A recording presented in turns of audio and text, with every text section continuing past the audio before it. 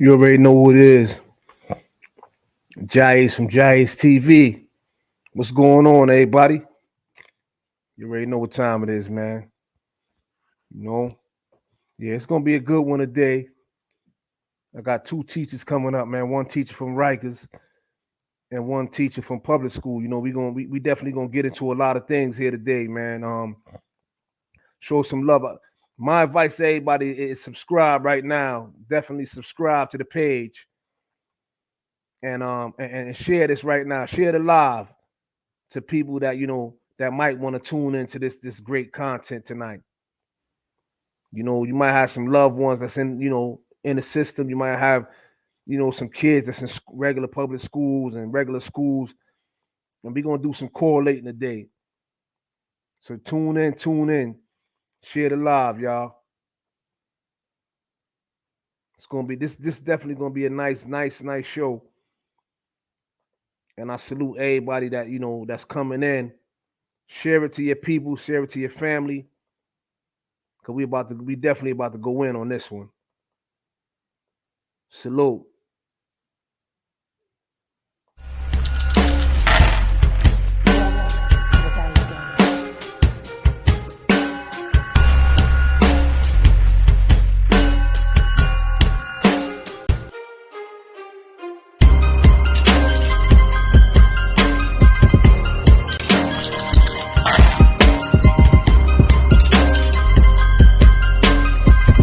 Let's go, everybody.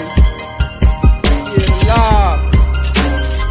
You already know what time it is, man. JAH-ACE TV.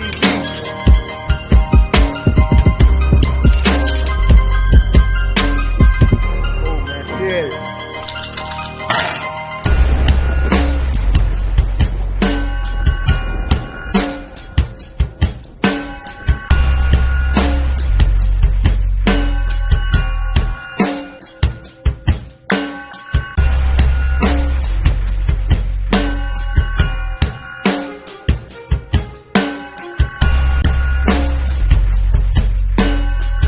Get it, y'all.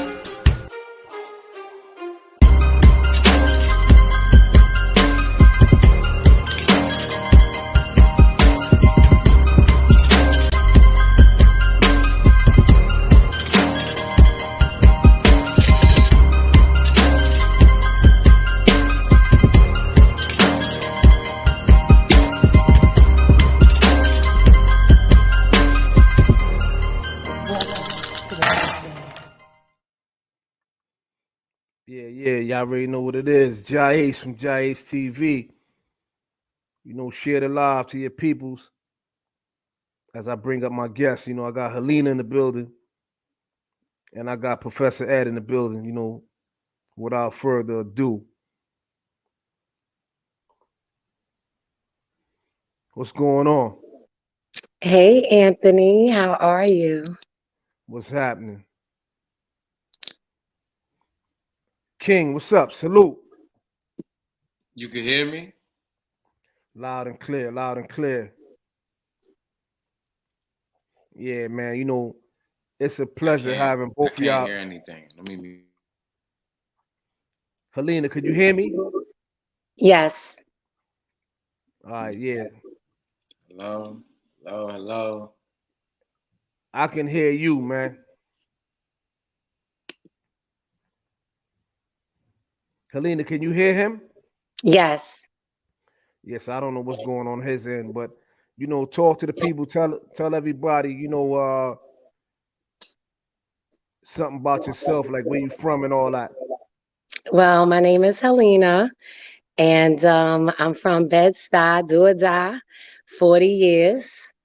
And I've been well, I had the pleasure and opportunity to be in private school my whole life. And I was raised by my mom and my grandparents. And I have two beautiful sisters and a beautiful family and great friends, I will say. Yeah, so it's always a pleasure when we get the opportunity to talk about stuff like this. Yes. One of my family members told me the light is too bright in my background. Oh, okay. I think that this might be a little bit better. Is this? No, the light is bright. I might have to reposition myself. Okay, yeah, this will be better. Can you hear me loud and clear? Yes, I can. Oh, okay. Yeah, yeah. So, you know, when we're talking about you being from Bed-Stuy, so when you was teaching, well, let me say not when you was teaching, while you been teaching, your school's been all over Bed-Stuy or different places in Brooklyn. Well, I've taught in private school, I've taught in charter school, and now I am in public school, Department of Education. And I've taught in East New York, uh, Williamsburg, but I considered it Bushwick. I've taught in Clinton Hill and whoa, let me see, Clinton Hill, Bed-Stuy, Williamsburg, Bushwick. Yes. Yeah, those 4 areas. Yes. Somebody saying that they could hear some type of echo on my end. Okay, let me put my phone down. You got me on speaker? Well, the mic is working. I'm not, there's no speaker function. I just want to make sure people could hear me, you know? Right. So when you hear when I'm talking, you hear echo?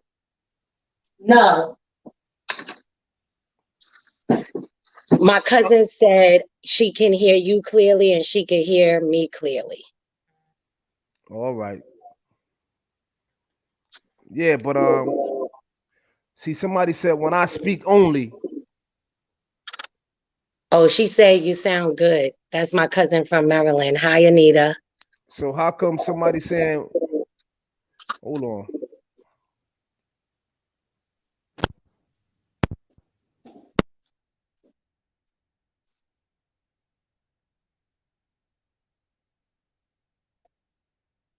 I'm good. I'm good, Anita.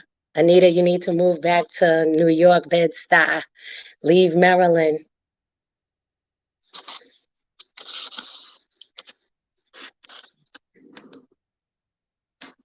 Now, Lo just said she hears an echo.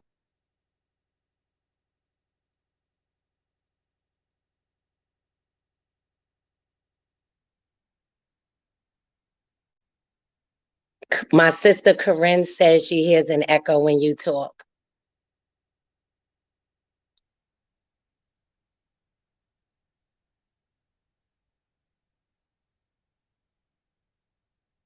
Hey, Corinne. Hey, Logie.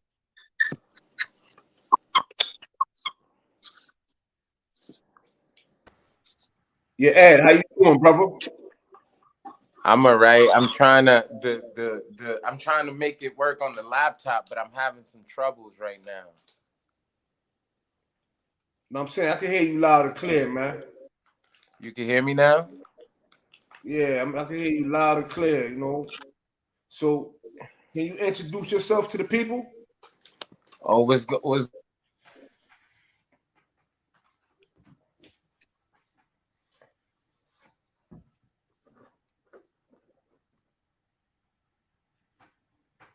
Yeah, so Helena, when you how long you been teaching now? Uh, I've been teaching now probably for, oh God, maybe 13 to 15 years, but it's this year. I made tenure March 2nd. So I'm coming into my 6th year into the DOE. Oh, so you've been doing your thing. You've been doing when you've been teaching, you've been teaching different grades. Yeah, throughout my life, yes. I've taught all grades. First, no, I'm sorry, kindergarten. No, pre-K. I forgot. I used to teach at the daycare center at my church, Cornerstone. So that was pre-K to 5th grade. Those are all the grades that I've had throughout my career. So you pretty much been getting them from babies then. Yes. Yes. Yeah, I've been trying to like get different teachers to come up and speak about this because it's so many different things and questions that people have about the education system. You know what I'm saying? Yeah. It's not, I will say when I started teaching, it was fun. It was fun. I had a lot of time to do things with the children, celebrations, project-based learning. Um, it's changed. And I know a lot of teachers can agree with me that we've all had many of days crying. So many times I've walked into the bathroom and had to console teachers crying. You know, the expectations that they put on us is so unfair. And the children do not have time to even soak in the information. Now, if you have a principal that remembers what it's like to be in the classroom, they're realistic with the expectations. But a lot of these principals are just about data, numbers, looking good for the superintendent. And that's all it is. It's a numbers game. You know, it's sad when I look at some of this curriculum and I'm like, it's a different skill each day. So you have ELA, you're doing text features on Monday, text structures on Tuesday, point of view on Wednesday. Like, what happened to repetition? Like, you're supposed to practice the same skill, different strategies throughout the week, Friday assess. You know, and then every time somebody comes out with a new curriculum, let's try it. You know, our Black children need to see themselves in the curriculum. And that's why cultural pedagogy is so important. They need to see themselves. And they take social studies out the curriculum because I've noticed as a social studies teacher for a few years, when our children realize what this country is really about and what their ancestors had to go through, even the parents have called me and said they see a shift and a change in their children and how they view education and their outlook on life. And they start taking their lives and education more seriously. But don't you dare talk about critical race theory. They don't want you to know the truth. And I'm not always a conspiracy theorist, but I've been in this game a long time, and I'm telling you, our children cannot compete with children from other countries. They cannot. They can't. Mm-mm. No. The reading is an epidemic. They can't, the children are unable to read. And this remote for a year and a half messed our babies up.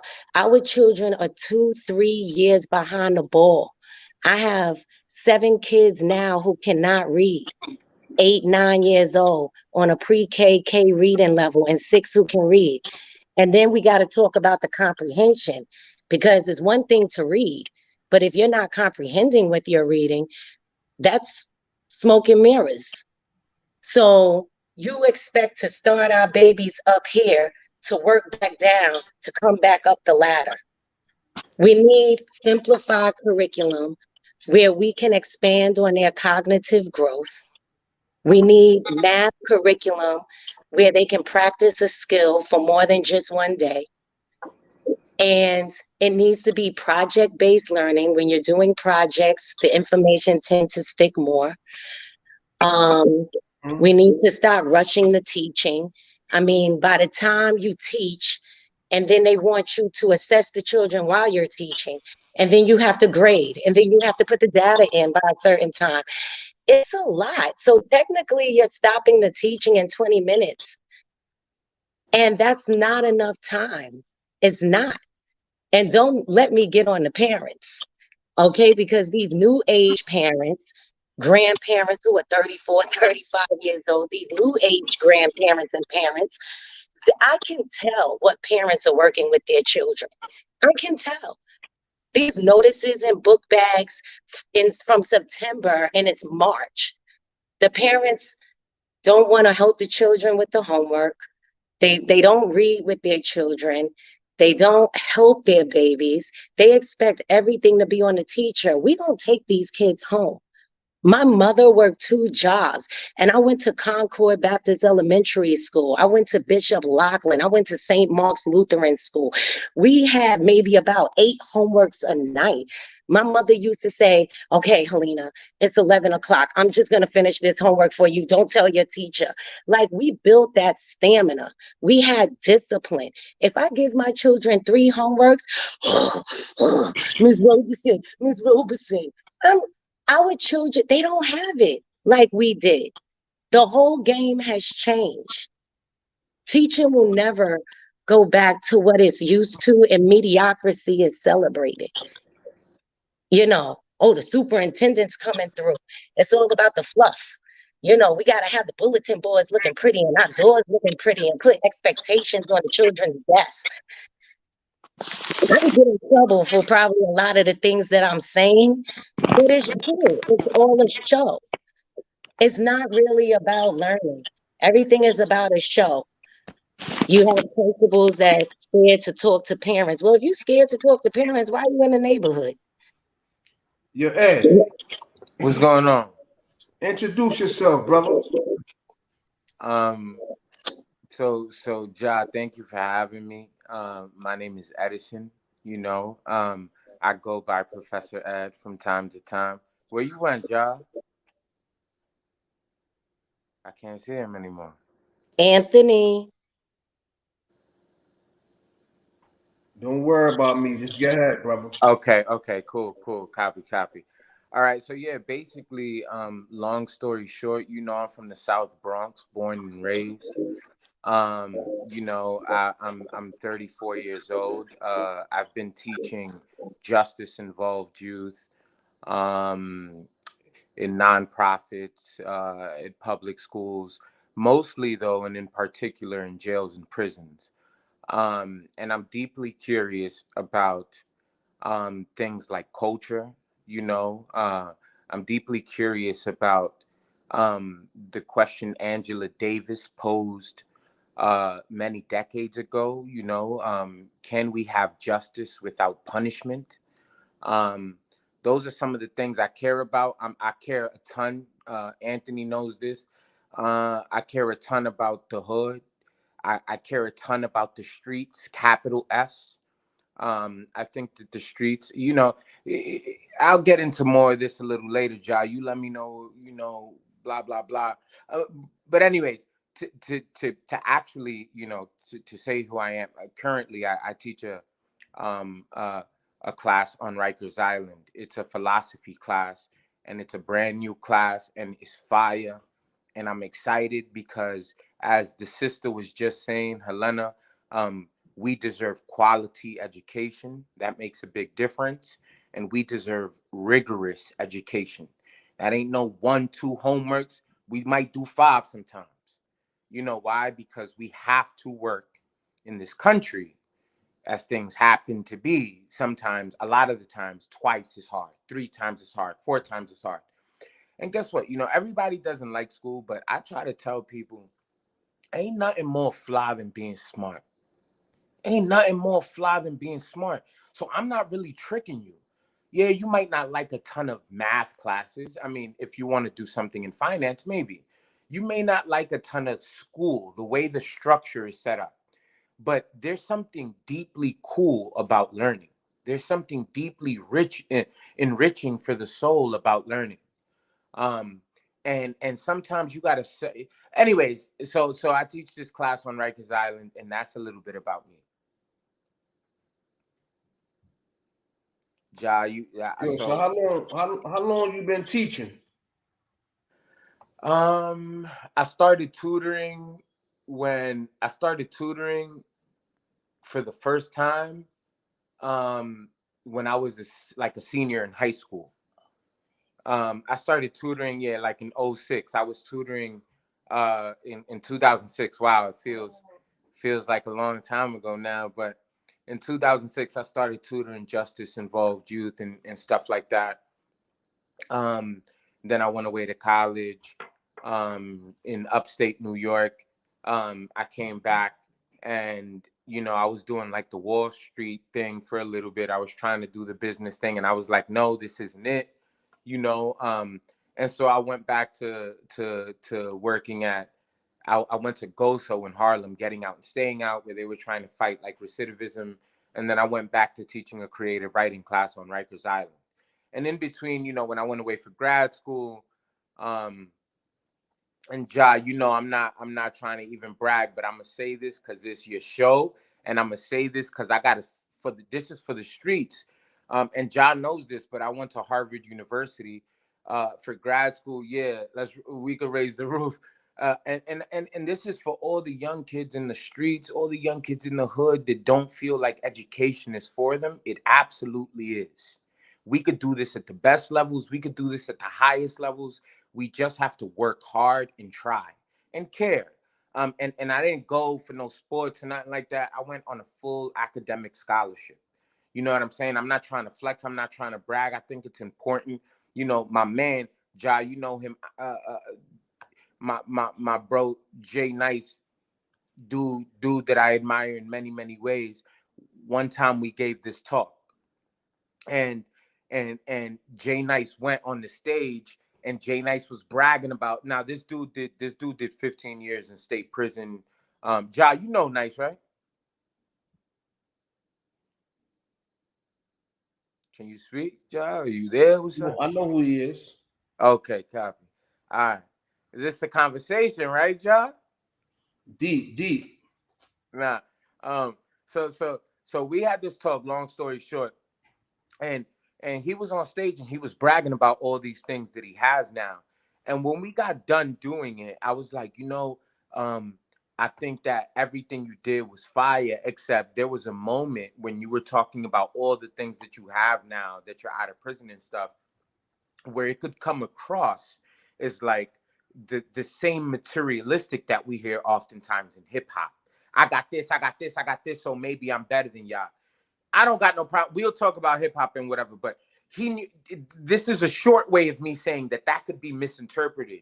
And he turned around and said something brilliant to me that I'll never forget. And he said, nah, what's the problem with that? When I was cutting niggas, I used to brag. When I was up north doing this and that, I used to brag. When we were robbing niggas, we used to brag. So why not brag about the positive things that I'm doing now and the positive things that it's been able to bring me? And so that's why I say it. I say it is because our culture, and we'll probably talk a bit about this, what I like to call street culture, people call it urban culture, but that's vague. We actually are so powerful that we have created what is street culture, but that's a whole other thing. Um, um, but what I was gonna say is that my point that I was gonna say is that I'm very aware of this, and I think that part of what we have to engineer into our culture is a love of the positive. We love positive shit. Like, the world makes it seem like we savages and blah blah blah. But like, of course, we love family, we love children, we love education, we love study, we love science, we love the waters, we love nature. We're a very different, blah blah blah. But but but it can sometimes seem uh like what we most promote are like things like, we'll get into that, but anyways, I want to ask both of y'all a question as far as like, prior to the pandemic, like what are some of the differences that you see now and prior to the pandemic as far as like with the kids? Like, what are some of the struggles that you think that they had during the pandemic when they were home on laptops, and then Then when now it's over, so they're back in school. Well, attendance has definitely dropped. Um, Pushing the children through, there was no accountability during remote. Unfortunately, children who were A students, grades dropped. Um, there were children who lacked technology because the DOE said, oh, yeah, we can give everybody a laptop, and the schools only had but so many. So that was a waiting game. Um, just everything as a whole, like it's not the same. Every it's like because I explained a lot earlier, Professor Ed, and uh, it's just like accountability. Like I said, there's none. Yeah. You know, it's like the bare minimum is acceptable. You know, it's even with attendance, I'm like, what's going on? Where's the attendance teacher? Who's reaching out to the parents? I have children that show up maybe 2 to 3 times a week, some once a week. That's not good. And Uh, especially if the parent isn't working, you just can't get up to bring your child to school. And lateness is also an issue. Coming in at 9:30, 10 o'clock, you miss most of the day. mm, So you still let you don't set some boundaries. I mean, I set my boundaries. I send out my dojo text messages.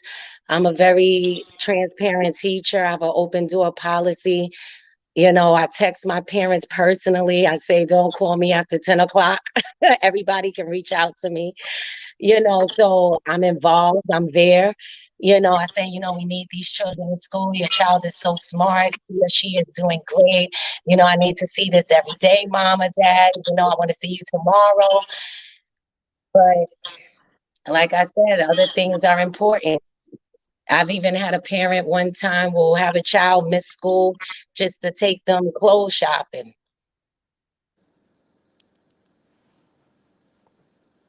So Never it's like heard it's that. only so much you can do. Even in grad school, they tell you can't write a thesis on parent involvement, politics. They never want to talk about the parents. But it's so funny that when you take your child out of public school and they get accepted into a charter school, sometimes the attitude from the parents shift and change. Now you're so involved. Why?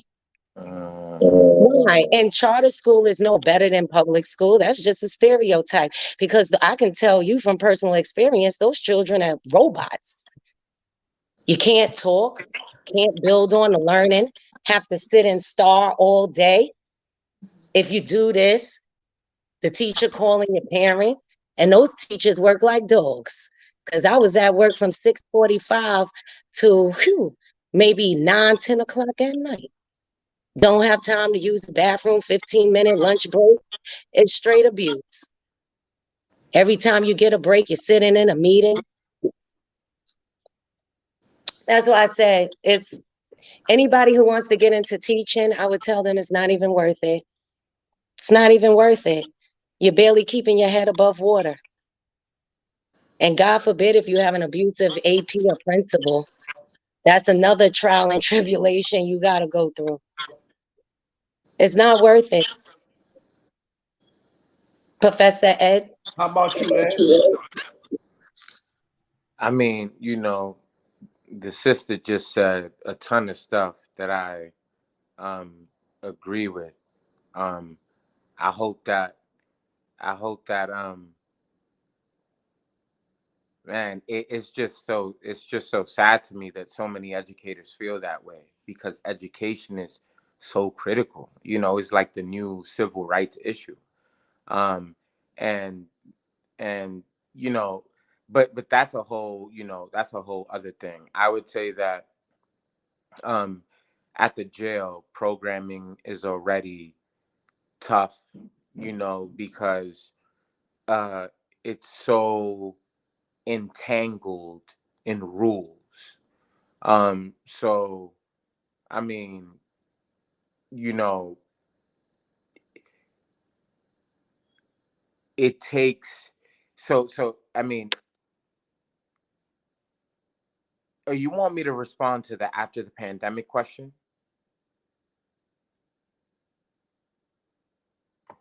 Yeah.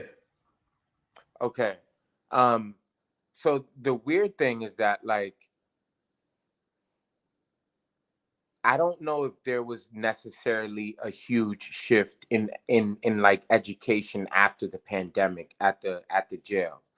I think that for the most part, its programming is already incredibly tough.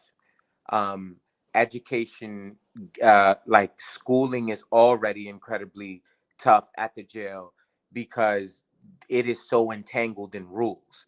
You know, you have to get clearances for books, you have to get clearances for pens, for pencils.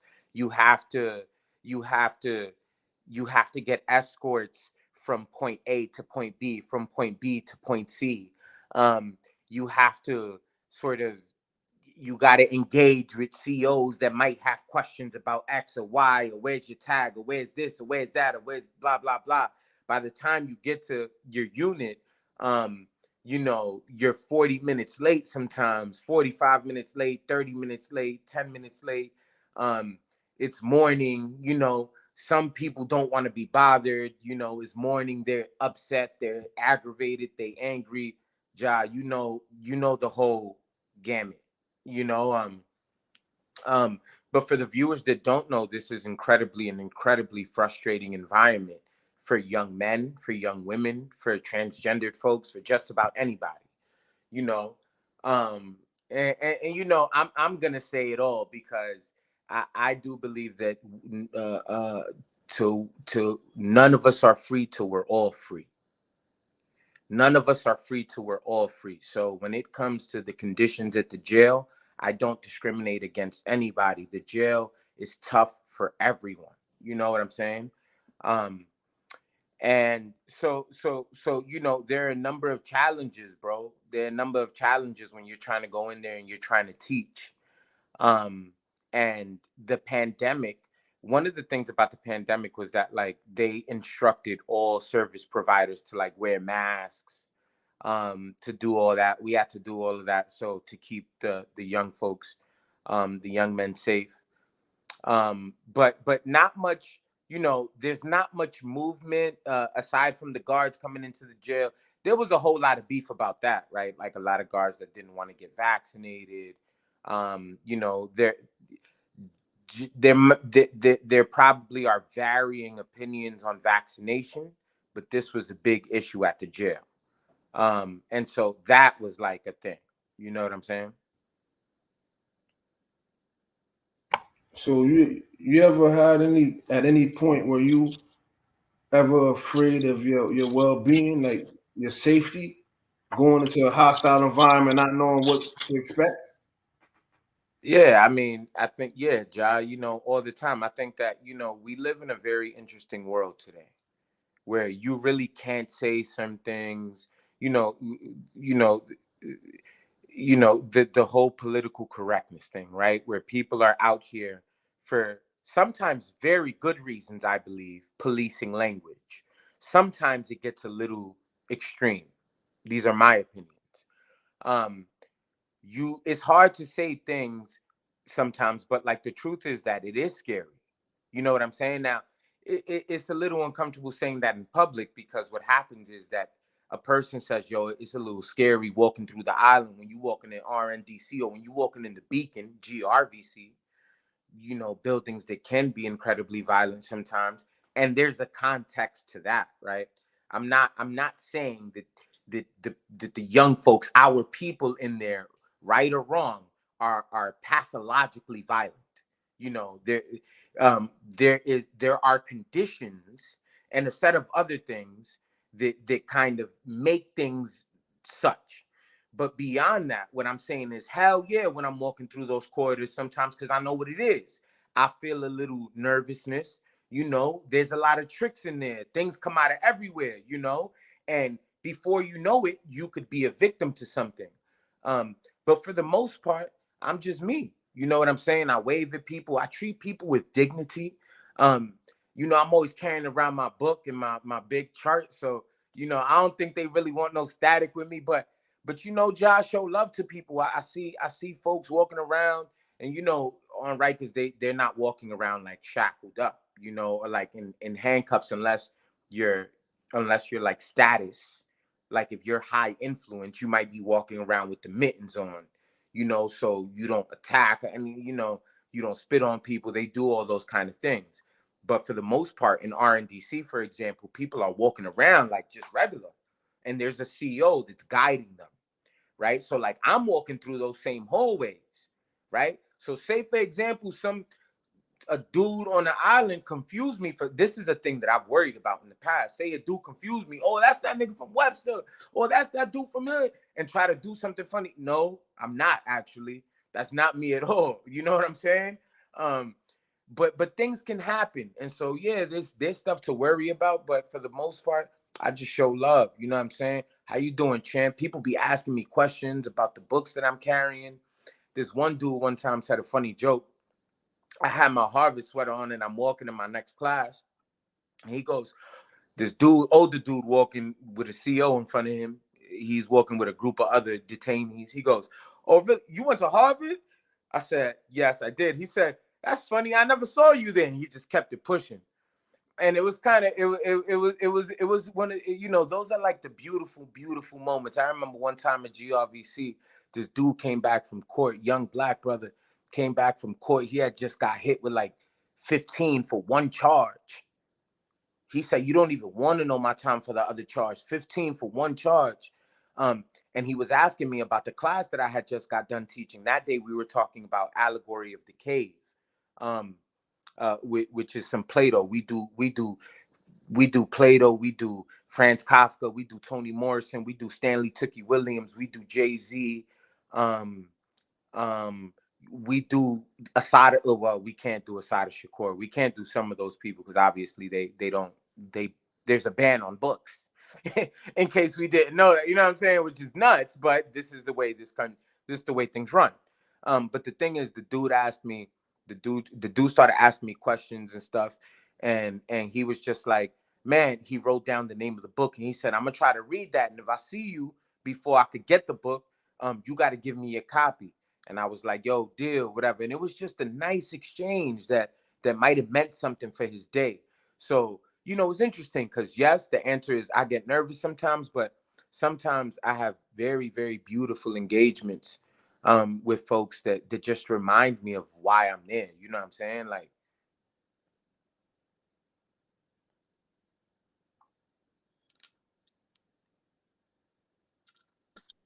We can't hear you, Anthony. At one point in time, Rikers, right? what happened?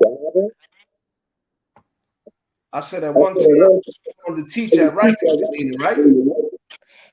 Yeah, at one point I thought about teaching at Rikers Island, but I heard too many mixed reviews, and some of my male friends who work there, they were like, no, Helena, we don't want you there. Don't come. They was like, it's not a conducive work environment. So I was just like, okay, I was like, let me just stay with the children.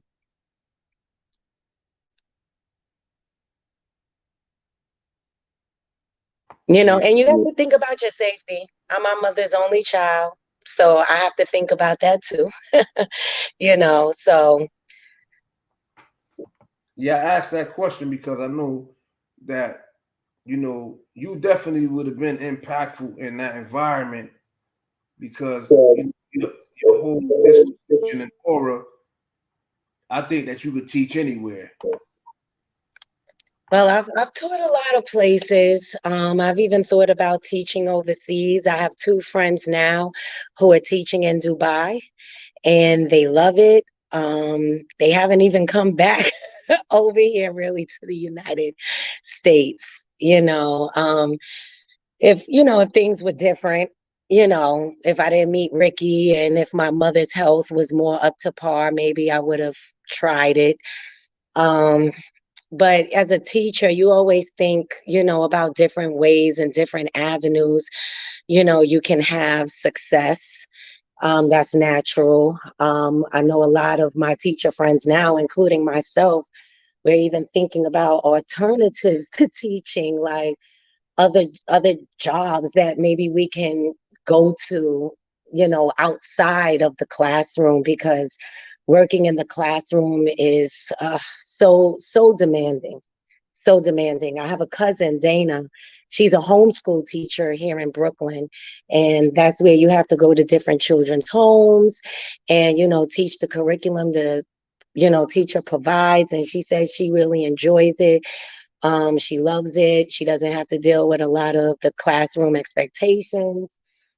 So there are different avenues. And like Professor Ed said, you do have those wonderful moments in DOE, teaching in general, where you can reach a child, where you can definitely make an impactful purpose on their lives.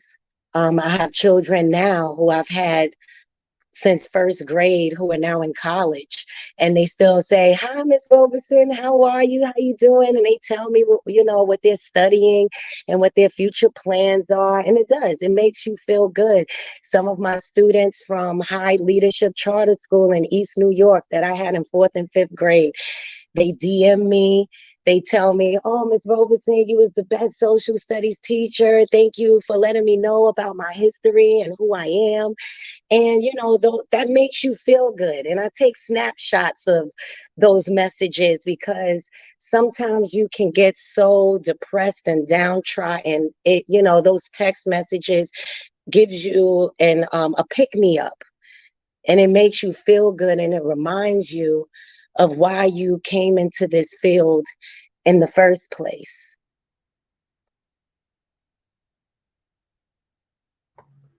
Yeah, I know that you also teach the kids that do you ever taught IEP students?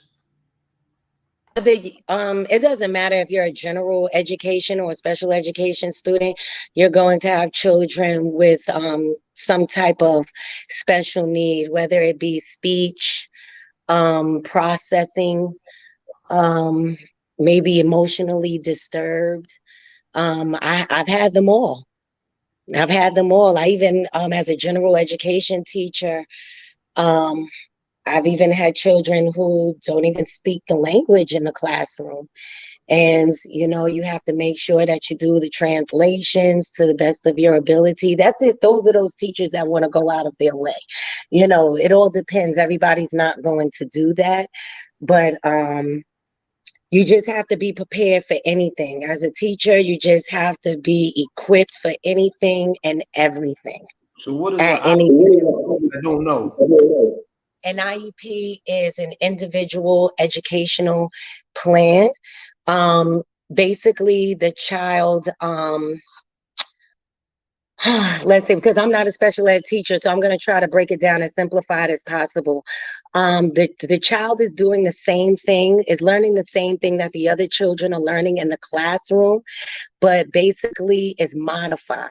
So if your children are answering 8 questions for math, that particular student may get 4 questions.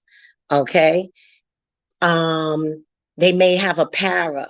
So if a student may have ADD, or maybe emotionally disturbed or something, they may have a para there as support, to help them stay focused and to get their work done and things of that nature. You have your specials team, guidance counselors, English as a second language teachers. They do pullouts, they do push-ins. You have other special educators in the building, to help you differentiate your lesson plan and modify it to those children's learning needs. As a teacher, if you have a curriculum that's very wordy, you as an educator, you have to break it down to how your children are going to understand it in the classroom. And trust me, you can spend, like, my Saturdays, I can spend 6 to 8 hours planning to make sure that I'm I'm clear and that my children can understand the lesson that's being taught.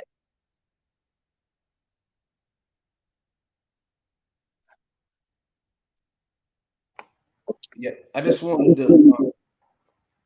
to share something on the screen real quick for those that might be just tuning in for the first time, so that they can hit the link right here.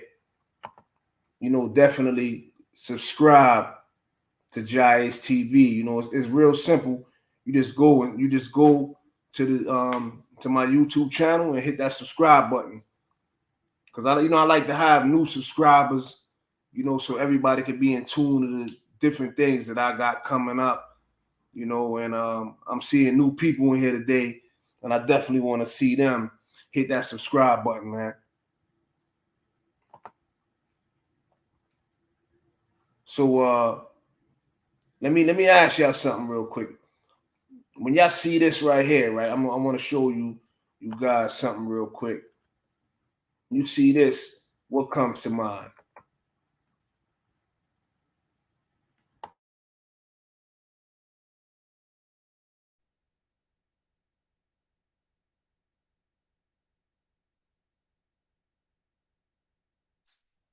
Oh, well, I know a lot of my friends who are on here as teachers. We've all experienced basically no consequences. So it's very unfortunate, but you have schools where the children can talk to each other and treat each other or even hurt each other in any kind of way. And there's no accountability. There's no suspensions in school or out of school. Nothing. So then, these children are getting these false expectations, and then they don't forward think about consequences. So then when they get out here in the real world and they do something, whether it's minor or major, they don't understand, well, why am I being punished so severely? I remember in private school, they were strict. And there's warm strict. Like, I love you, but I'm not playing with you. And there are expectations in this classroom, and you have to respect each other and follow the rules. But God forbid, oh, if you're too harsh, or if your tone and your voice, that's a problem. Administration don't want you to have a certain tone in your voice, or you're being too harsh. And once again, that cultural aspect of it, a Black teacher is not afraid to say, sit your tail down, and we're about to learn, and we're not doing this today. A Black teacher is not afraid to tell a child that. But a teacher who may be of another cultural background, they're not going to do that. I don't have any behavioral issues because my children know that there's a time to learn and there's a time to play. And that Department of Corrections versus Department of Education is very real. Our children need discipline, and children love discipline. They may complain, but they love it. They love discipline because discipline shows them that you love them. And I have expectations for you. And I want you to learn and be somebody. And everything can't be play. That's a fact. Do you see? So when I look at this, right, I want everybody that's watching this right now, right, to really dig deep within themselves and just look at the similarities here. You know what I mean? Just look at it. Dude, this is not a joke. This is real life stuff right here. It's real. What you got to say about this, Ed? It's interesting. I mean, we've heard a ton about the school to prison pipeline. Um, I think it's kind of obvious that that's the comparison that photo is trying to draw between education, the ways that schools can train young folks um, to these things get confusing, but like when people talk about these things, they talk about the ways that schools might control young folks, and then they're controlled again in the Department of Corrections, right? They have to go through through metal detectors at their public schools, which I am not judging, right? I think that like Helena, right? Helena, I'm saying that. Helena. Helena, Helena, like Helena was Helena. saying, there's some the culture has shifted a bit. It was troubled to begin with. It has shifted a bit, and now we're seeing kind of a lot of out of control shit, you know. Um, and so security measures at schools, I'm not saying are just stupid, but I'm saying that there are similarities between a metal detector at a school and a magnometer at a jail, right? So it's like, damn, I had a student one time that I was when I was teaching at the nonprofit, they said, yo, no lie, the way they on my heels in here, it feels like I'm back in jail. And that's the kind of feeling that we are trying and that we don't want to reproduce. It's difficult though when like Helena was saying, we're trying to discipline students, we're trying to teach them discipline, et cetera, right? Um, those messages can become mixed up depending on how we're trying to enforce the rules at a school. Some schools violate, they OD. Some people say, yeah, that shit run like a jail, shit run like a prison. Some schools do it differently. I think that this is a thing folks are trying to figure out. Um, right? That was kind of part of the question that I phrased earlier, right? It's like, can there be justice without punishment? Is not only for jails and prisons, but for society at large and education, right? Kids get into a scuffle and a fight. How do we find justice for people without having to punish people severely? It's a tough question. Some people think there just has to be punishment, but I do want to say this, and then I'll finish. That a lot of people talk about the school to prison pipeline. I think that that's a little late. That's a little delayed. I think it's the pipeline from the ghettos, and I use that word, for a reason, because that's what this country engineered, right? When you say black folks will live here, white folks will live here, white folks will have this, black folks will have this, and then you can't just build something and expect and like engineer it to be violent, um, to be decrepit, to be run down, and then you get the violence. Then you get all the stuff that you engineered it to be, and you're confused about why things happen in the hood the way that they happen. That's the pipeline into jails and prisons. By the time they get into school, they doing shit they doing in the hood.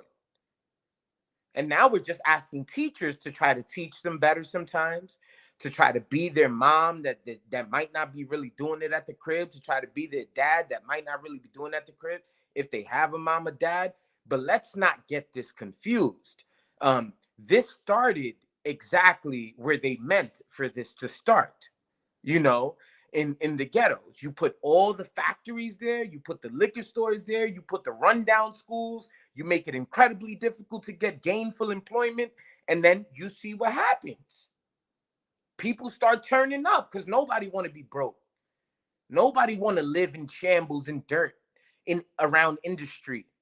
The suburbs don't look like the suburbs for no reason at all. That's not a coincidence. Um, so I like to say the prison from the ghettos, because that's what they were intending to create, um, from the ghettos to prison and to jails. Um, Schools just kind of can accelerate the process or maybe not. I went to public schools here in the Bronx. Then my mom put me in Catholic school because I was wilding in public school. But I made it out of schools here. It's possible. It's not impossible. It can happen. But when you have cultures, and this is a different thing, Ja, but like, but a interesting conversation is, what are the cultures at these schools, right? Why is it that some of our young students can't quote Toni Morrison, the GOAT, the real GOAT? Why can't they quote Toni Morrison, Stanley Tookie Williams, Kafka, Shakespeare, but they know Little Dirk, Uzi, they know the drillies, the rappers? Why? These are things that we have to focus on if we want to build a sustainable path forward. Because I'm going to tell you right now, the government coming, cutting a check, the government giving us new laptops, that's not it. It's not it if we don't want to do the thing that takes that to the next level, you know? And that's why I like your show, Ja, because you a person that niggas outside respect, people in the streets respect, you know? And you're saying, this is what I respect. So if you want to be around Ja, this is the type of time you got to be on. And you're changing that is how you begin to shift cultures. When the OGs, when the people with influence, you know, in the streets, when they go, now we not on that type of time. You a bozo for that. And you know what the OGs got to start saying? You know what's fly? Oh, you got into Howard? Oh, you got into Bronx Community College? Oh, you got to NYU, Yale, Harvard? Or you got to Spelman? That's fire. We throwing a party for you. We're not throwing parties for niggas no more that did 20 years. For what? Because he caught a body? It's not, come on. You know what I'm saying? Like, yeah, I feel you on that. Helena, can I ask you a question? Yes. So Thank you, Professor Edmund, too. I wanted to say he brought up a lot of great points. When you're talking, a lot of things are, are going through my mind, especially that cultural thing. We could stay here all night and talk about that. But go ahead, Anthony. Yes, I wanted to talk about like the parents, like, you know, what role are they playing at home? Do you find it where some of the parents is not, they're not playing their role, they're not doing their part, they're relying too much on the teachers? Well, it depends on what district too you're teaching in, because I've been at schools where there's beautiful parent involvement. Oh gosh, when there's publishing parties, that's when children get a chance to read their final draft of their informational essay and things like that. I mean, fool galore. And then I've been at schools where there's a parent teachers conference, and I'm lucky if I get 5 parents. Yeah, it depends. Like I remember I had 47 students, and all 47 parents came. I mean, every 20 minutes, I'm going, I'm going, I'm going. I'm like, oh my God. I'm like, okay. And of course, that's why the kids were doing so great. And then I've been at schools where I'm like, did the parents? I know they got my text message. They didn't respond to me, but I know they got it because it says red, or all these technical issues, but you could work TikTok, Facebook, and Instagram. But when it's time to do some darn work, you don't know how to work the Google Classroom. So I don't know. Say that. Yes, yes. So it's funny. It all depends, like I said, on what district you're in. You'll either get great parental involvement or you'll get little to none. Wow, that's deep. Hey, Kyra. That's your friend? Yeah, Kyra. She's a teacher too. I've been knowing Kyra for a long time. Kyra is an excellent teacher. Beautiful young lady. When I first met her, she was standing on a chair preaching to the kids. And Kyra, no, we went in on that social studies. Ooh, we went in. So Ed, can you tell me something about like a project that you guys may have done on the island? Because I did hear about something about you and others putting together a book with the prisoners on Rikers. Could you talk about that a little bit? Oh yeah, so in 2016 we put together an anthology, which is basically a collected work of writings from all the different students, and it was they were memoirs. So the name of the book was A Chapter in My Life, and we had the students just basically slowing down, and using writing as a way to think about some of the things that maybe have happened to you, to think about some of the things that you've done that maybe you regret. But the idea was that it didn't matter if you were writing stylish sentences or the most beautiful sentences, or if your grammar was perfect or not perfect. None of that mattered. What mattered the most was that you were sitting down to process through pen to the page, you know. So in 2016 we did that. It was called The Chapter in My Life. And then I helped facilitate the other book that you saw, Ja, which was about, I forget the title, but I basically was helping edit some of the work that teacher was doing. And those were dope, man. The young men have a lot of talent. um yeah. I definitely commend you, man, because you've been putting a lot of work on the ground, man. Working with at-risk youth and then going into the jails, and you've been working with all the gang members, man, from Blood, Crip, Folk, the different Spanish gangs, and it takes a lot to be able to do what you do, man. And I definitely commend you on that work, man, because you're trying to get them to see there is a better way. Yes, you're in here, you're doing time, or you might be doing time, because if you're on Rikers, you don't know if you're going to do time or not. But Exactly.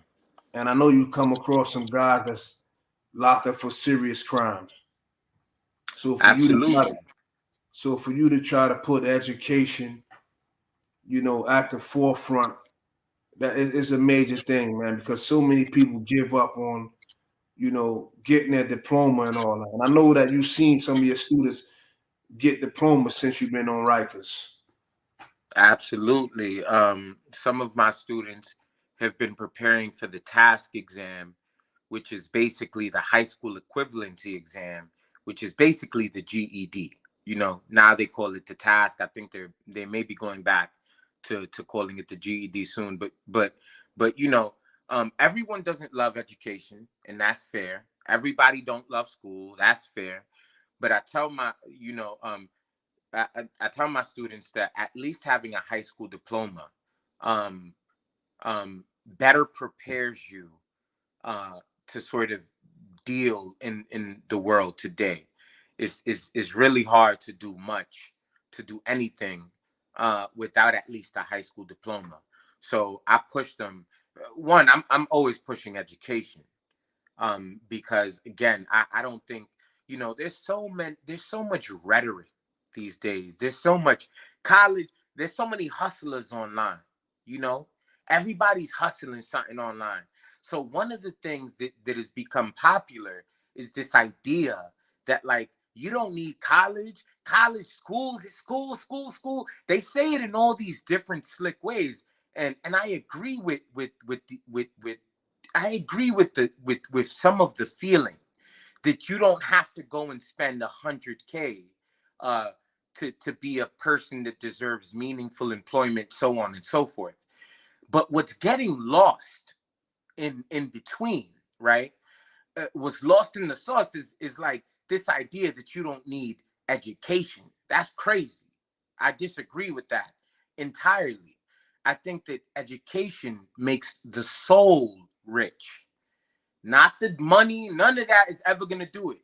When it's you and you getting stopped by that cop, and you in Brownsville or you in the South Bronx, and that cop is using words that you don't even understand, and now your life is being threatened, and now you're in court, and there's everybody is speaking above you, over you. You have to educate the self for more than just girls or fun or to be slick or to look good or any of that. You have to be able to know, to bear witness. You know, when niggas say, yo, I peeped that, I seen what you was doing. That is what education allows you to do. Cops can't, people can still play with you, don't get it twisted, but people can't really play with you. You must educate the self.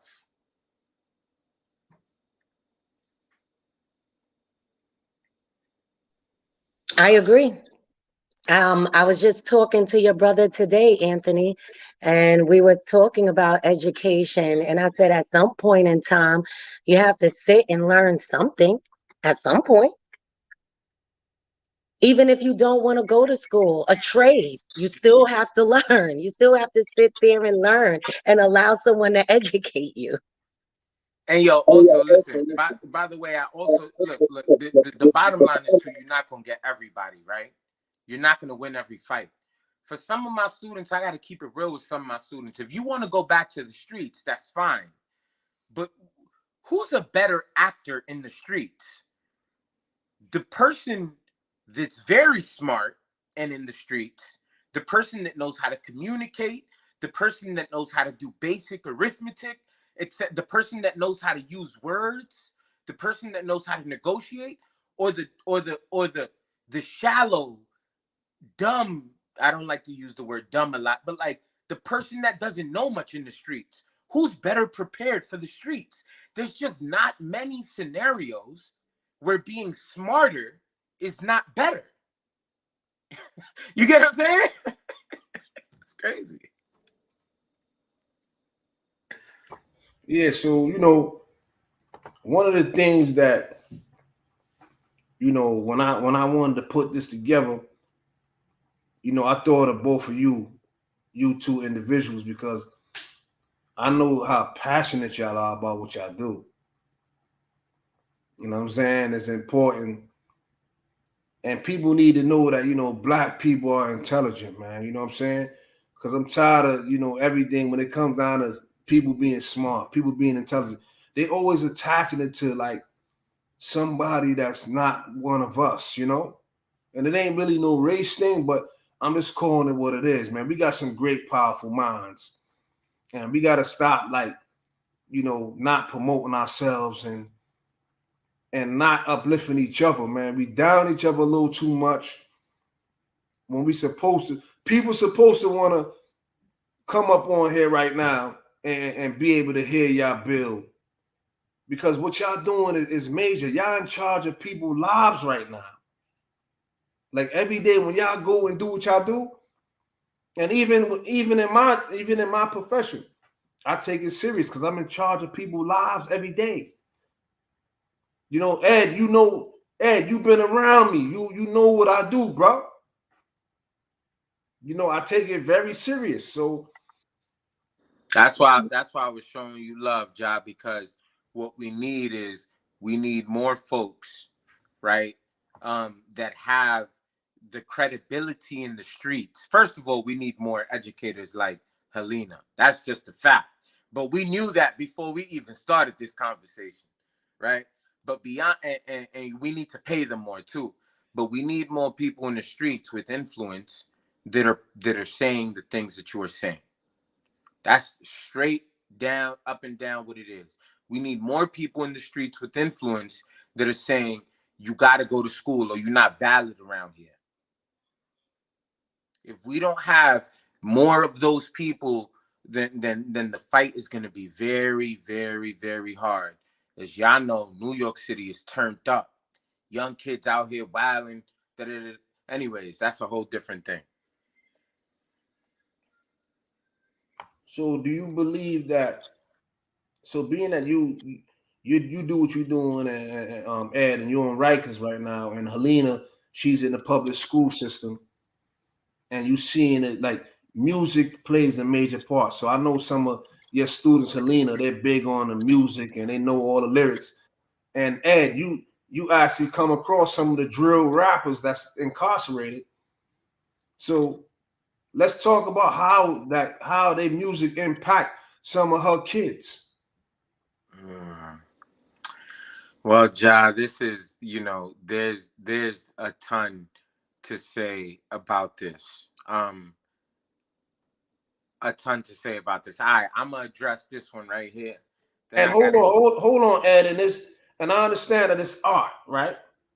But we talking about art is now imitating life at the most highest degree ever in music. Art is not imitating life, you said? No, it is. Okay. Here's how I feel. I feel like drill music, to be frank, right? To just be straightforward, I feel like drill music is now being scapegoated um, in a way that feels very reminiscent of what was happening to hip hop, what still happens to hip hop. Um, I think it's kind of weird that people like me, I mean, I think I actually believe Jay-Z is a bona fide genius. I think Beyonce is terrific. Um, I, I'm a fan of many rappers that came before drill music that were already promoting very negative messages in their music. So how does it then make sense to me? Um, like for example, my friend is a big fan of Future, right? And it's just like, oh, really? That's interesting. That I've had students that started drinking and experimenting with drugs um, because they might have been influenced.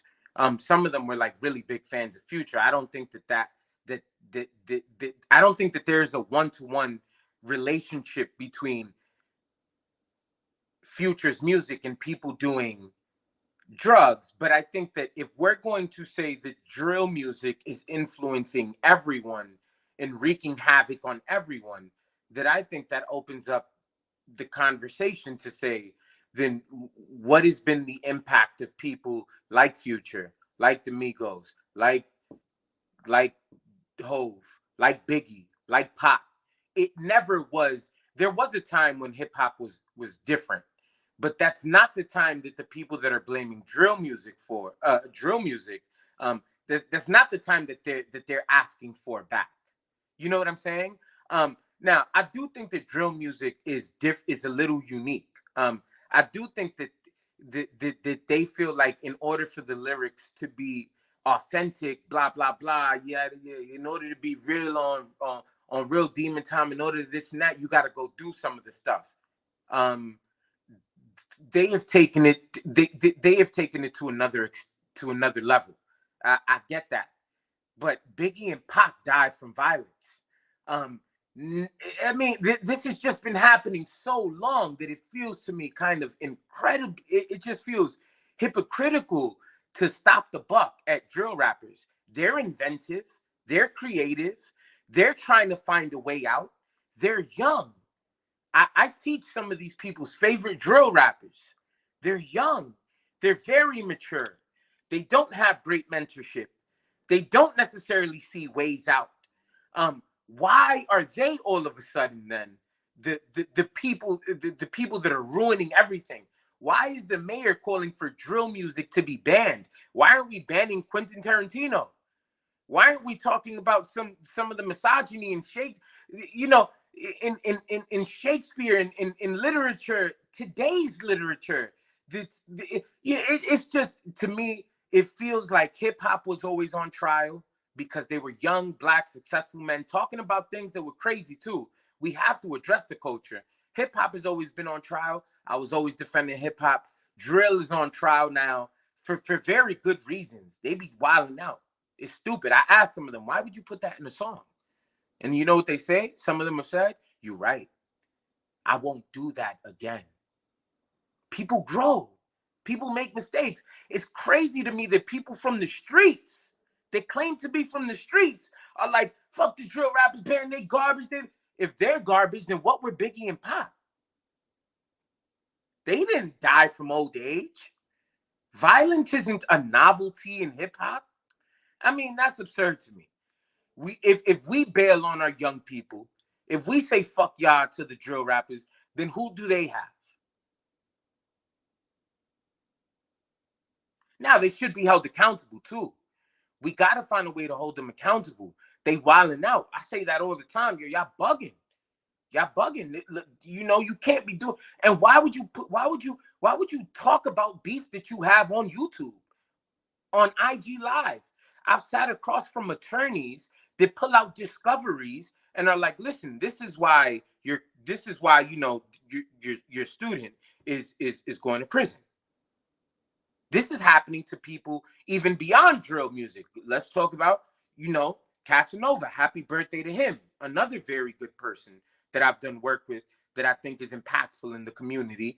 but that was doing this thing that we all do, where we like trying to do the tough guy shit on TV when we know where all the tough guy stuff leads.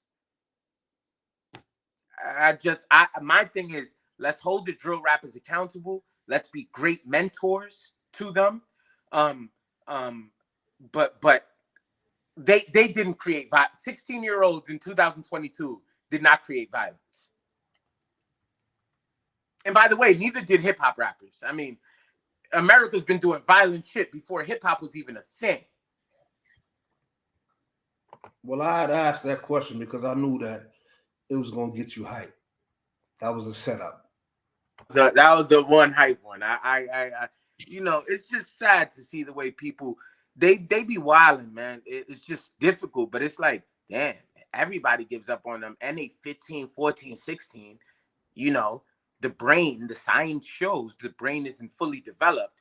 You know, it's funny to see Black and Latinx people, all our people like, the brain ain't fully developed. Why you putting them in jail? We using the science. The brain ain't fully developed. But now it's drill music. Now it's like, what about that? The brain still ain't fully developed. Helena. Yes. Do some of your kids know some of the lyrics like that?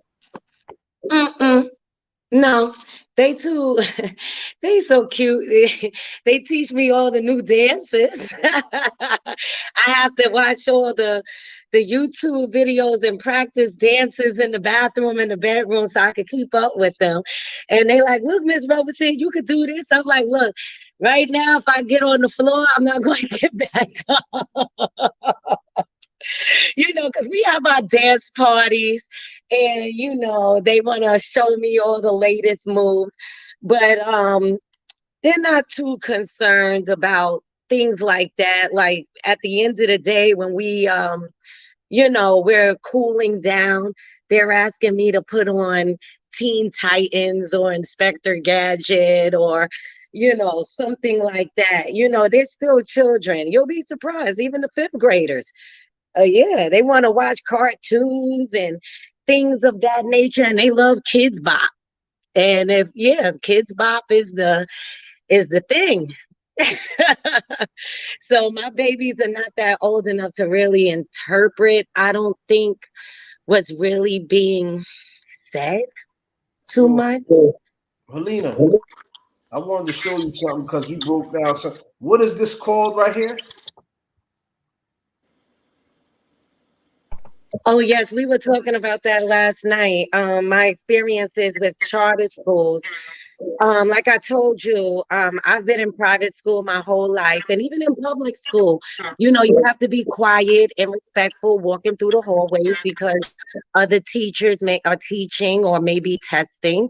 But one particular charter school I was in, they called it museum hands, and a few of the teachers that are on here, because you know I don't want to get in trouble, but a few of the teachers that are on here, they know exactly what I'm talking about. And we would say we didn't feel comfortable with our children walking down the hallway like that because it's like they have cuffs on their wrists, like they're going to jail or something. Like it's okay to put your hands at your side in holes, but to actually like have your hands behind your back. That's why I just said it's crazy because you may not be a conspiracy theorist, but then when you're in it and you're seeing things unravel and play out for itself, you're like, oh my God, like no. And reality hurts. The truth hurts sometimes. You see it. Like, what are you preparing these kids for? Why are you doing that? Why can't they just put their hands at their side? And then it's so ignorant because when they have their book bags on, they would they would struggle with trying to put their hands behind their back. And the teachers, we would be like, look, just don't worry about that. Look at that. Exactly. Exactly. No, no bueno. No, I don't like that. I don't know. Sometimes I You don't know. see that, Sometimes Ed? it just go too far. I see that.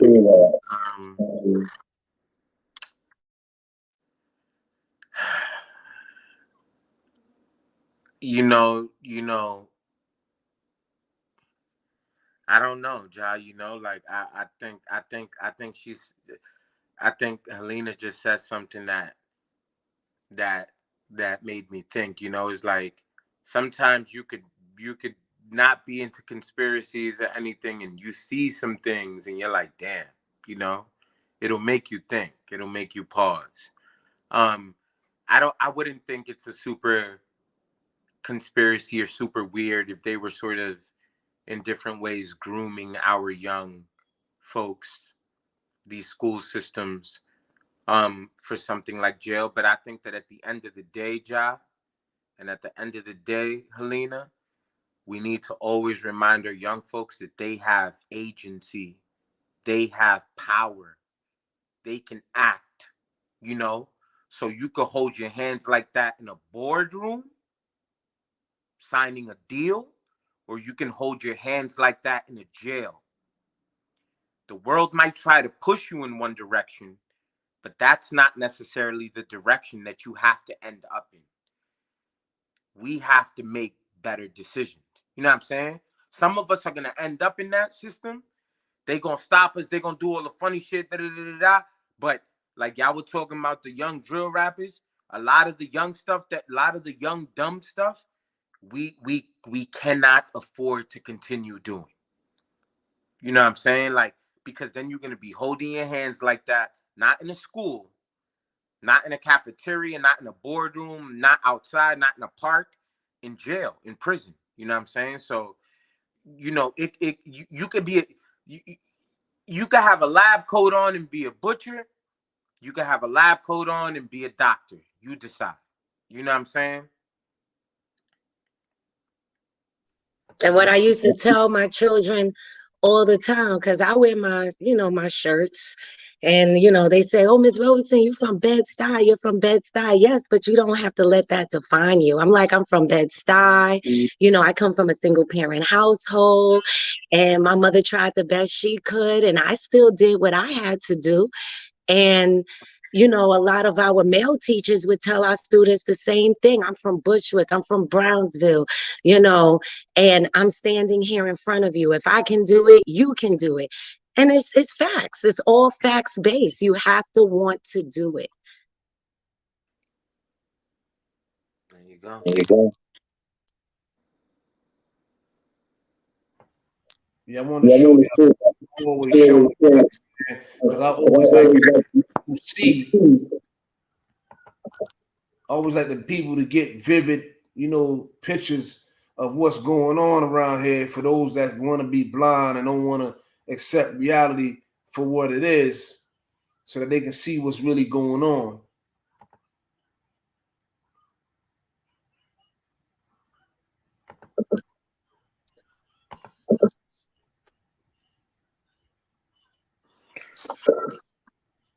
Ja, Yeah, I'm here. I'll point out one thing, right? You see on this thing that you have up, it says $100,000 per prisoner. Today on Rikers Island, it cost the New York City taxpayer $550,000 a year. That's 550, then 3 zeros for one detainee. How much you think it costs to send one student to school, public school in New York?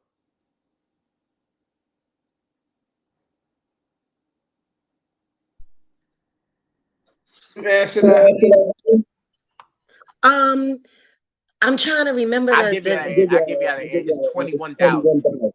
because So I remember Professor Ed, I think private school, what is it, $550 per child, or in public school is 800 per seat or something like that. So for a public school student in New York City, it costs $21,000. Are But you to be serious? $21,000. But to be on Rikers Island, it costs taxpayers 500 grand per detainee. Mm. So what does it seem then is the city's priority? It's right there in front of you. The one with the orange, not the one with the graduation cap. right? We could use that money and reinvest in communities. We could use that money and reinvest in education. But the priority in New York City is to keep people incarcerated because everybody wants to live in safe streets. I get that, but I don't know. I think we have our priorities mixed up. You know, It's that's more what that money picture in made me think about. jailing, right? It's more money in jailing than educating. That's the thing. That's the facts.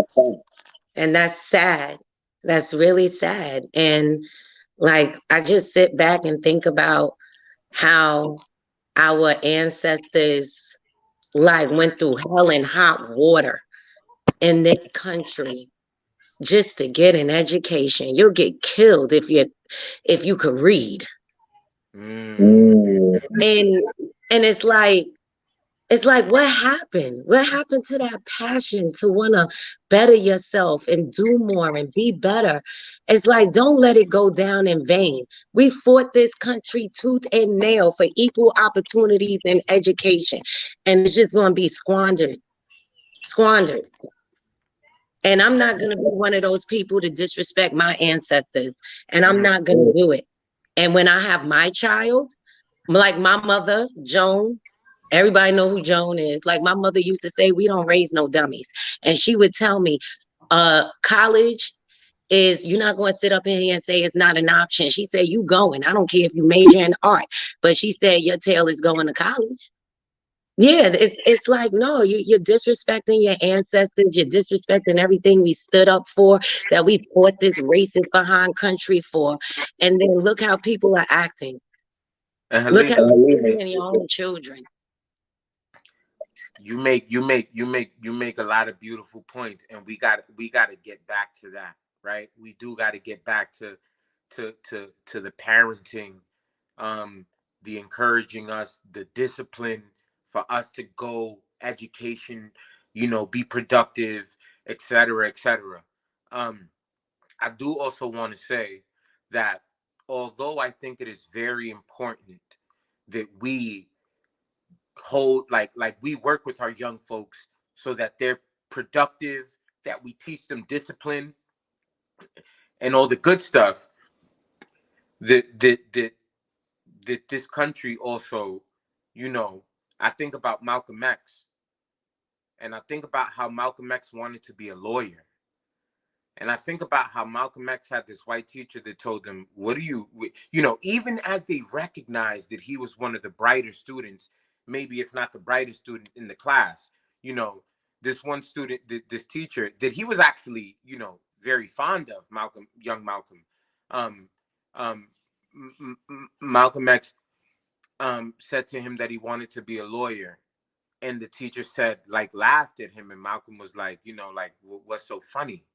And the teacher said to him, don't forget that you're a nigger. You have to do work. Like you'd be better off getting work with your hands, maybe carpentry, something like that. And he was completely turned off by education, not education, but by school at that point. And I think when you have decades of a system that is disinclining young Black and Latinx folks away from education, that has hurt us too. That it is not just that it might be a thing floating in the culture and our all our parents suck and we don't feel motivated or excited about school. It's also that the past is prologue, as Shakespeare once wrote. What happened in the past becomes the context for today. And so what happens is when you beat people down about education for so long, when you tell them you're dumb, you can't do this, you can't do that, you're dumb, you're stupid, your people aren't made to do this, to do that, will you blame them for believing it at some point? Do you blame them? We have so many people to look up to prove that we're not dumb. Look at Mae Jemison, how many languages that woman can speak. Look at FloJo. Look at George Carver. Look at Thurgood Marshall. So many beautiful examples. So it's like even Lewis, what's his name? What's his name? John Lewis. Yeah, which Am I saying his name right? John Lewis is Yeah, who? 16 years old. 16 years old, led the Bloody Sunday March on the Edmund Pettus Bridge. Oh, okay. Yeah, that's what I'm saying. Like so many examples. Like I've at Brooklyn College. At Brooklyn College, one of my professors. Okay, let me tell you what happened. At Brooklyn College, this Jewish girl said, Helena, hurry up. I just signed up for 5 classes. Now we know in a master's program that's unheard of, taking 5, 6 classes. So she was like, I just got approved for, for 5 classes. She's like, hurry up, go to the dean. So I run down there, and one of my professors told me that I can't have the 5 classes because I won't pass them. Wow. So my Jewish friend, I guess her brain is smart enough to pass classes, but my Black brain isn't. So I told him, I said, give me the classes. I can do it. And he said, well, you're going to be coming to me, asking me to drop these classes. Watch, you'll see. And I said, okay, just sign my paper. And let me tell you, at the end of the semester, I had 4 A's and 1 B. And he could not believe that I did it. Yeah, he couldn't believe that this Black girl actually took 5 classes and passed them with But flying Helena, colors. let me stop you right there real quick. You see what happens when you systematize that kind of attitude, that what they were doing to you is what happens is that when that's happening to a ton of people, everybody like the way you strong and just brilliant, they weren't gonna stop you, but they stop a lot of other people with that negativity. You feel what I'm saying? Right. And I also too, I have to give my mother a shout out. Joan. My mother went to Columbia University back during the Civil Rights Movement. Yeah, my mother went to Columbia. And 12 Black students started off in the speech pathology department. And by the time graduation came upon them, it was only my mother and 3 students. Because all those professors there told those Black students, I don't think this is the profession for you. That's what they told. That's what they told Malcolm. And I want to thank my mother.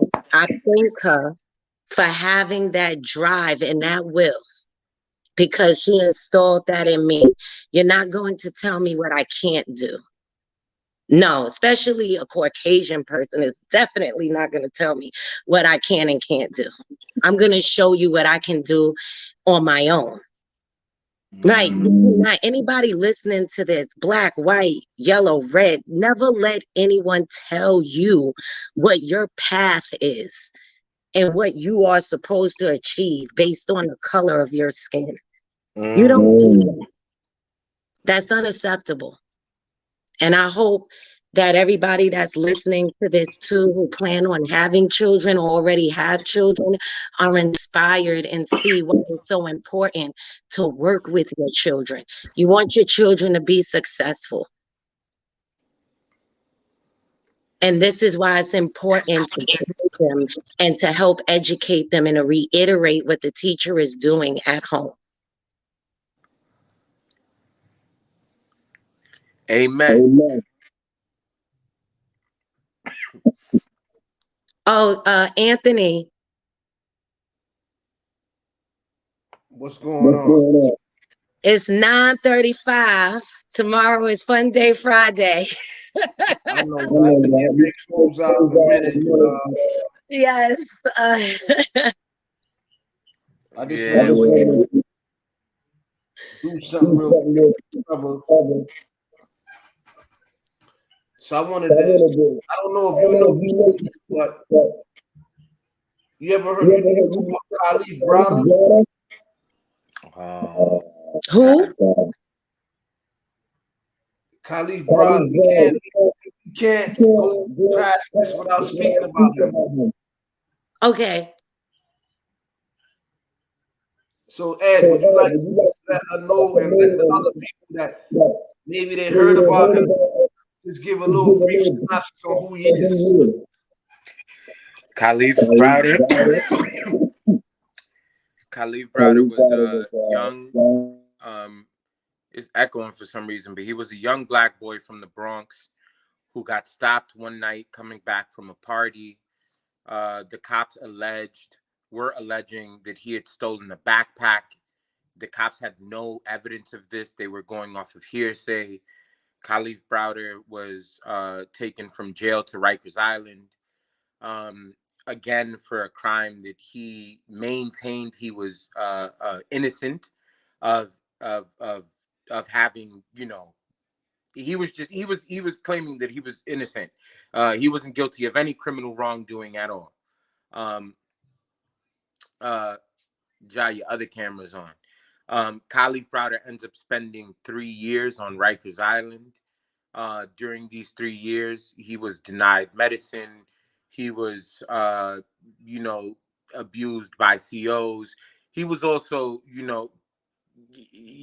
Khalif was also getting into issues on Rikers, as do many folks that are made that are at the jail, because it that's what the environment breeds. And so Khalif had a very complicated time there, but the bottom line is he shouldn't have been there. He turned down 3 plea deals, so he was not going to plead guilty in exchange for his freedom, because again, he maintained his innocence throughout the entire time. He spent more than 365 days in solitary confinement. At the end of 3 years, after adjourning the court date many times, they came to him and they said, "Yo, you're innocent. You can go home." Khalif went home. He was suffering from various mental health conditions, schizophrenia, depression, and Khalif ended up taking his own life. I got to work with, he ended up taking his own life. It became national news. Jay-Z produced a docu-series on his life. It was used to change the age. It was used, in a fight that is currently happening today to try to halt or stop solitary confinement. There's a very sort of dynamic argument that I'm actually curious what Anthony thinks. There's a very crazy argument going on back and forth about solitary. I also spoke with Casanova about this issue at Harvard. And Khalif, he took his own life, and I got to mentor him briefly. And he was a very smart young man, very, very smart. And what happened to him and his family was tragic. Well, Ed, I had to bring him up. In no way, shape, or form could I go through this whole interview without bringing him up, man. You understand what I'm saying? I overstand. Salute. I appreciate that. Shout out to his brother, Akeem Browder, who he's a wild boy, but that's my boy, and he's always fighting for justice, which I respect. Shout out to the queen, his mom, Vanita Browder, who passed away. Because she was actually heartbroken about what had happened to her son.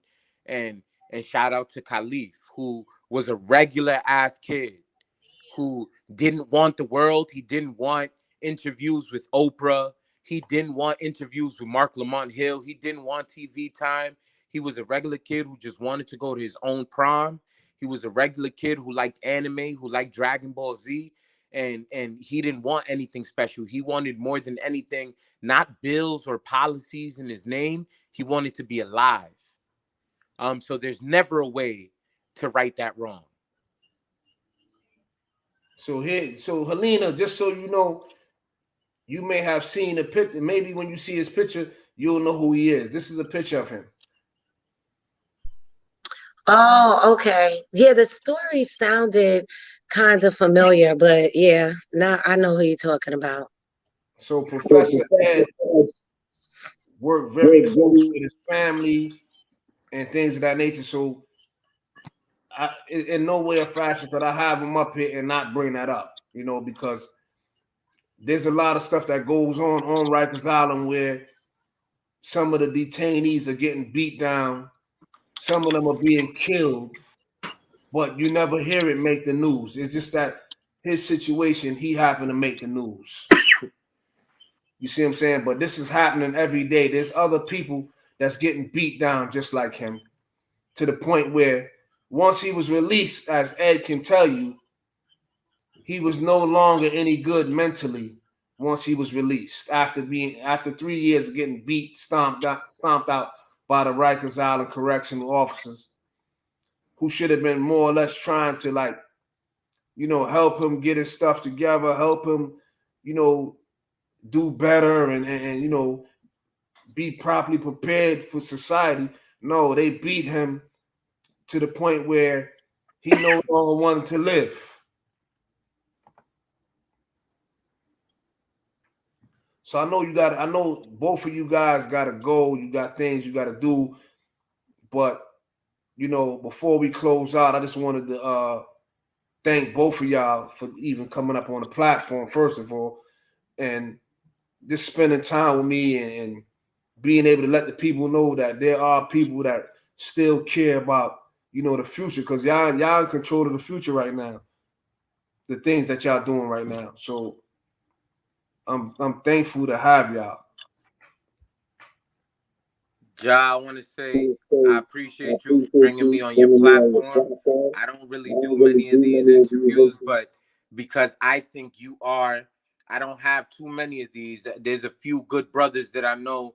We know a lot of them together, and um, I did this because I think that people like you are the solution. People that did all the crazy numbers upstate. You know what prison is like. You know you the big homie.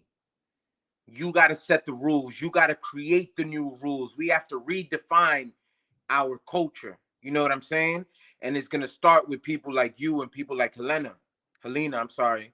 But you need to tell all your big homies, Ja. Tell they'll be to tell their big homies, get them guns out them young niggas' hands, man. Fuck is y'all doing? Stupid. What happened to that? You know what I mean? They all need to move like you, Ja. And when they all begin to move like you, we won't need the government's help. We won't need interventions from the world. We still gonna need some help, but all we could do it with us. I mean, we create everything else that's popping. Hip hop, duh. All the dances everybody does, us. Jay-Z said, I'm not even gonna quote Jay-Z, but anyways, thank you. I'll leave it at I'll leave it at that. I'll leave it at that. Yeah.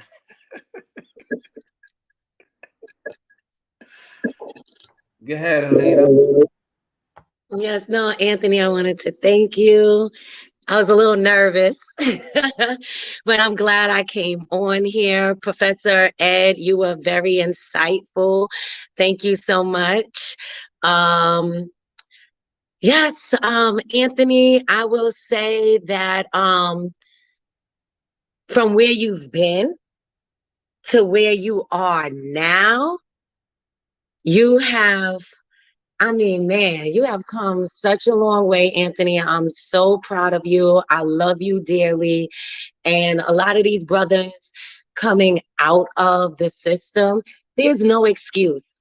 No excuse at all. I'm like, my brother is working, he's independent, he has his own. What is your excuse? Laziness is not an option. And I just want to say thank you for being who you are, Anthony. Like Professor Ed say, you are the inspiration. A lot of these young men need to act as such, like remind these young brothers out here, like, what are you doing? Did you think about that before you decided that this is a good idea? We must hold each other accountable, and that's love.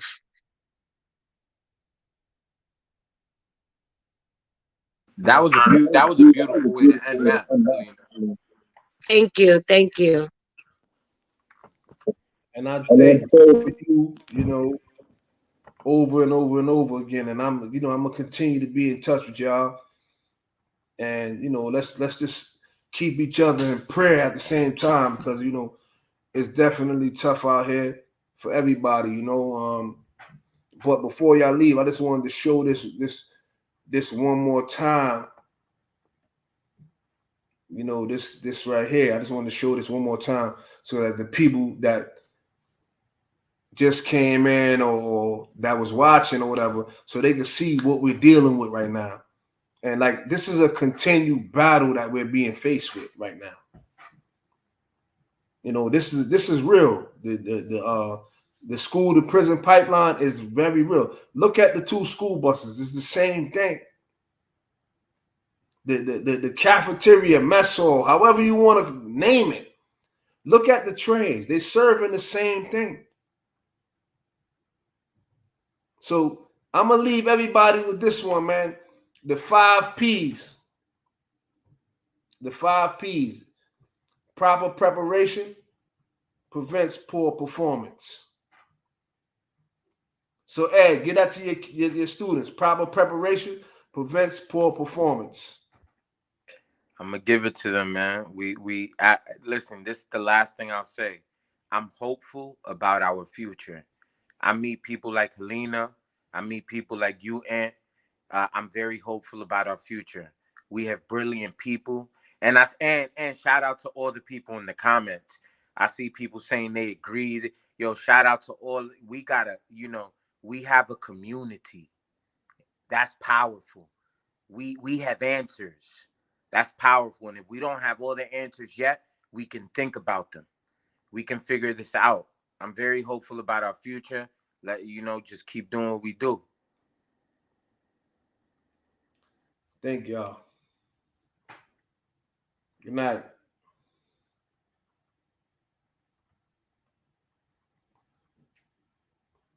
Y'all already know what it is. Y'all seen it, man. They came up on the platform. They definitely, let the people know what's really going on in the public school and on Rikers Island, man. It's tough.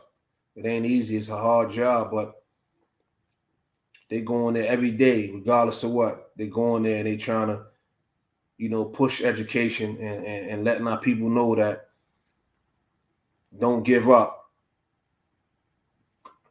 I thank y'all. For those who didn't know, right, or who's new, y'all got to go subscribe to JAH-ACE TV, man. Stop playing around. I'm gonna put it up on here, right there. Go subscribe. Go subscribe to JAH-ACE TV, y'all. It's easy. Hit that subscribe button, hit that like button, and hit that bell so that whenever I drop a video, you'll be notified right away. Subscribe, man. And definitely share this.